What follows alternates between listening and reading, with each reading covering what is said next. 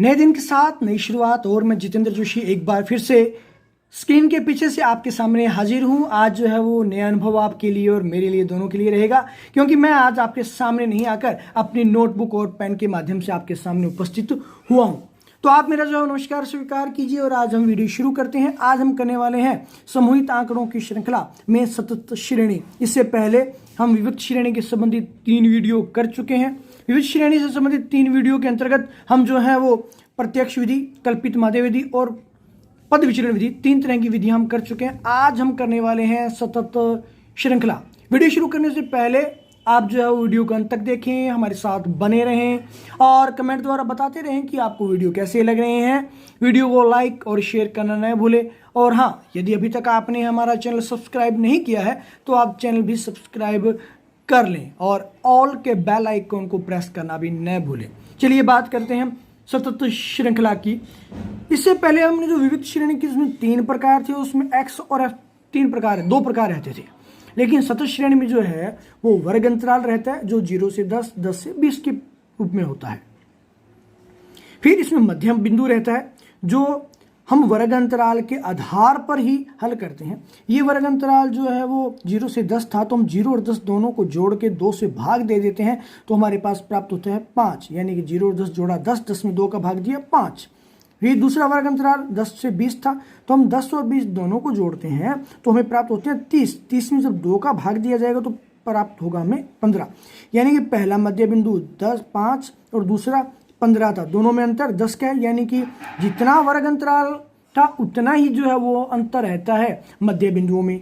तो अगर 10-10 का वर्ग अंतराल है तो मध्य बिंदु पहला 5, फिर 15, फिर 25, फिर 35 और फिर 45 रहेगा। फिर बात करते हैं हम समावेशी विधि की। समावेशी विधि जो है मध्य बिंदु, उसके बाद हम बात करते हैं 3 प्रकार होते हैं इसमें, अपवर्जी विधि, समावेशी विधि और असमानाकार। अपवर्जी विधि जो है वो 0 से 10, 10 से 20, 20 से 30, 30 से 40 यानी कंटिन्यूटी में चलती है।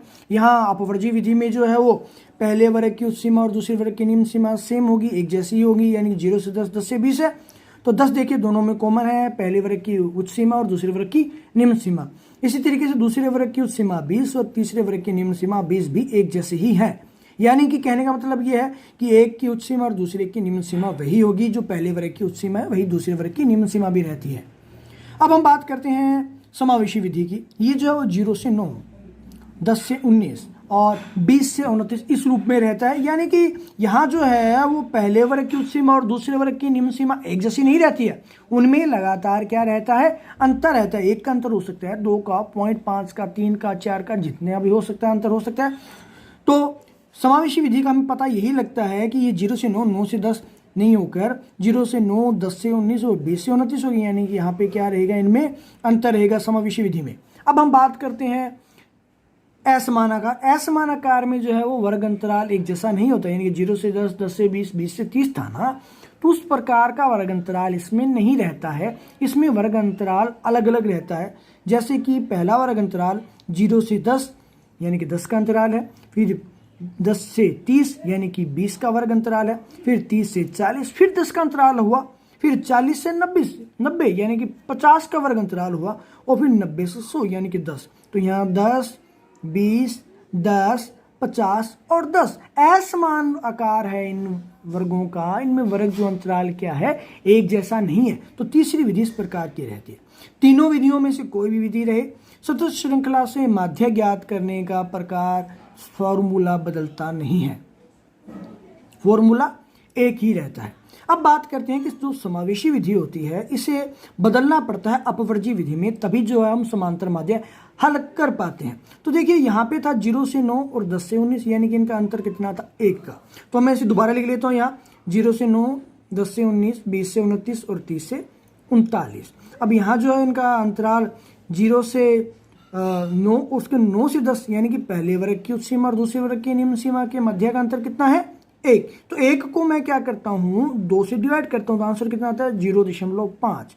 मैंने क्या किया, पहले वर्ग की उच्च सीमा पहले वर्ग की उच्च सीमा को दूसरे वर्ग की निम्न सीमा में से घटा दिया, उत्तर आ गया 1। 1 को 2 से डिवाइड किया तो हमारे पास उत्तर आ गया 0.5। अब मैं क्या करूंगा, जो प्रत्येक वर्ग की निम्न सीमा है उसमें से उसको घटाऊंगा और प्रत्येक वर्ग की उस सीमा में इस अंतर को यानी कि 0.5 को जोड़ूंगा। जीरो में से अगर 0.5 घटाता हूं तो माइनस का 0.5 और 9 में जोड़ता हूं तो 9.5 आता है। अगले वर्ग में जो है वो 10 में से अगर 0.5 घटाता हूं तो हमारे पास उत्तर रहता है 9.5 और 19 में जोड़ा तो 19.5। फिर 20 में भी यही रहेगा कि 20 में अगर मैं 0.5 घटाता हूं तो 19.5 और 29 में जोड़ा 0.5 और 29.5। तीसरे में 30 में से 0.5 घटाया तो 29.5 और 39 में जोड़ा तो 39.5। तो अभी देखिए -0.5 से 9.5, फिर 9.5 से 19.5, 19.5 से 29.5 और 29.5 से 39.5। इस तरह से जो इनमें कंटिन्यूटी बन गई, यानी कि समावेशी विधि अब किस में बदल चुकी है, अपवर्जी विधि में बदल चुकी है। अब बात आती है कि जी सर इनका जो है मध्य बिंदु हम कैसे हल करेंगे। तो इसके मध्य बिंदु को हल करने के लिए हम क्या करते हैं, 19.5 और 9.5 को हमने जोड़ लिया, हमारे पास उत्तर आया 29.0। 29.50 में जो है हमने 2 का भाग दे दिया, 2 का भाग देने के बाद हमें प्राप्त होता है 14.5। अब इन सभी का अंतर जो है वो क्या है, 10 है कि 29.5 में से 19.5 घटाते उत्तर कितना आता है 10, यानी कि वर्ग अंतराल 10 का है तो हर बार हम 10 जोड़ते जाएंगे। 14.5 में हमने 10 जोड़ा तो 24.5, 24.5 में हमने 10 जोड़ा तो 34.5। इस तरह से जो हमारा यहाँ पर मध्य बिंदु हमें प्राप्त हो जाता है। तो ये समावेशी अपवर्जीय और असमान वितरण था जो कि सतत श्रेणी में आता है। और अब नेक्स्ट वीडियो में जो है हम सतत श्रेणी से जुड़े इन्हीं विधियों के आधार पर समांतर माध्य हल करने वाले हैं। इन तीनों में से कोई भी प्रकार दिया हो, समांतर माध्य ज्ञात करने का फॉर्मूला चेंज नहीं होता है, बदलता नहीं है। तो आप इसी तरीके से हमारे साथ बने रहें, वीडियो को लाइक शेयर करना न भूलें। आपका दिन शुभ रहे। जय हिंद, जय भारत।